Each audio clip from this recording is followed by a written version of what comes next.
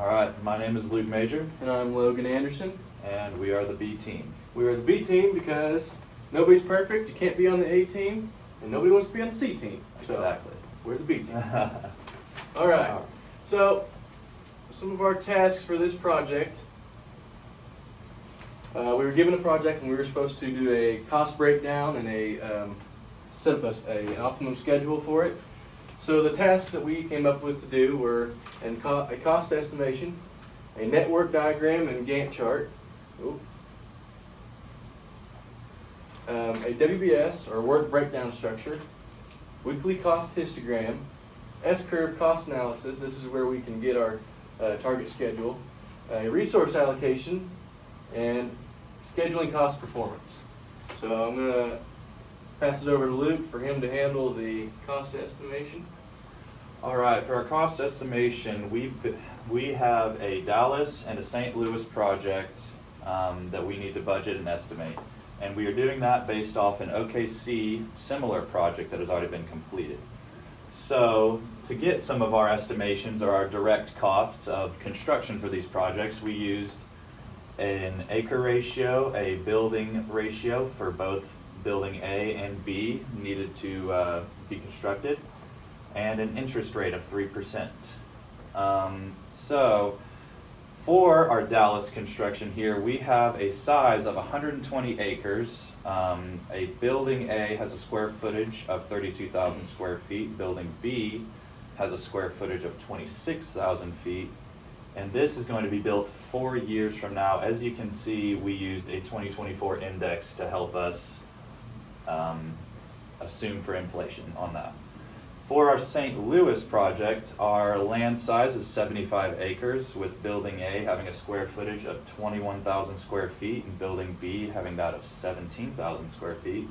And that is going to be built 5 years from now, as you can see with the 2025 index there.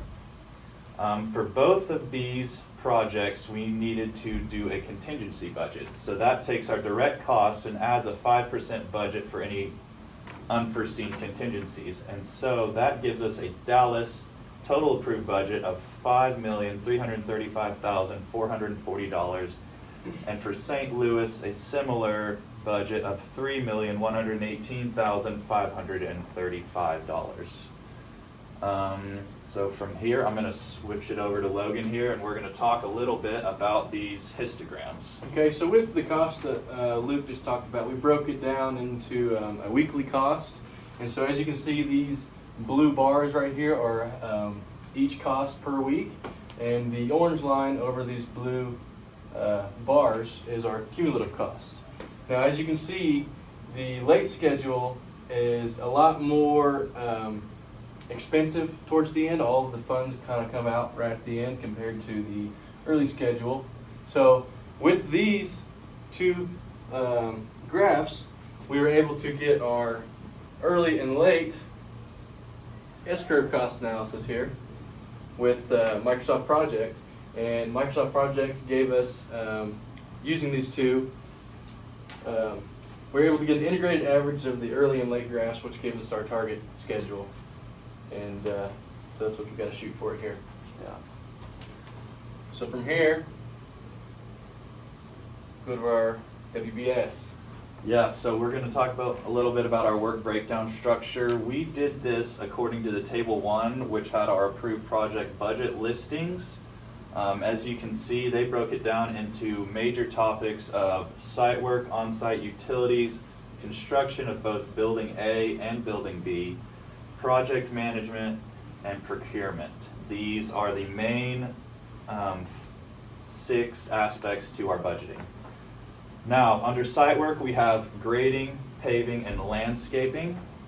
On the on-site utilities, we have stormwater systems, sanitary sewer systems, domestic water lines, underground electric systems, and a natural gas system for both of our buildings. For our construction of our actual buildings here, we have the structural foundation, we have our architectural finishes, we have our electrical systems, our plumbing systems, and our heating and air systems.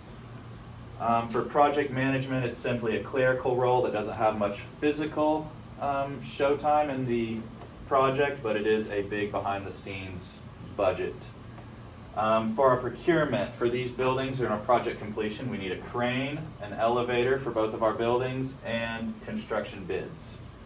From here, we're gonna swing it down to Logan again to talk a little bit about our resource allocation. So our resource allocation, we were only allowed to have 30 people on the project per day.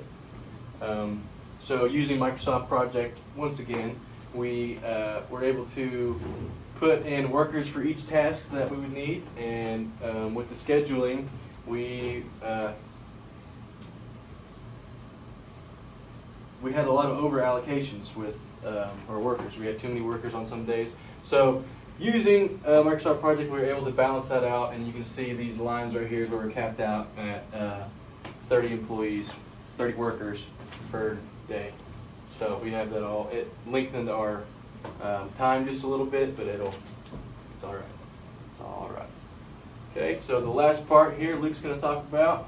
All right, for our last part of our project, we needed to do a scheduling and cost performance analysis. And what that entails is an ACWP, or an actual cost of work performed, a BCWP, a budgeted cost of work performed, a BCWS, a budgeted cost of work scheduled, an SPI, a schedule performance index, and a CPI, a cost performance index. And we were given our ACWP, our BCWP, and our BCWS in Table 1, and we used those to create a cost variance and a schedule variance here. And our cost variance is our BCWS subtracted by our ACWP. And our schedule variance would be our BCWP minus our BCWS. And for our SPI, or our scheduled performance index, we got a scheduled performance index of just a little bit more than 0.95, and that is our budgeted cost of work performed divided by our actual cost of work performed.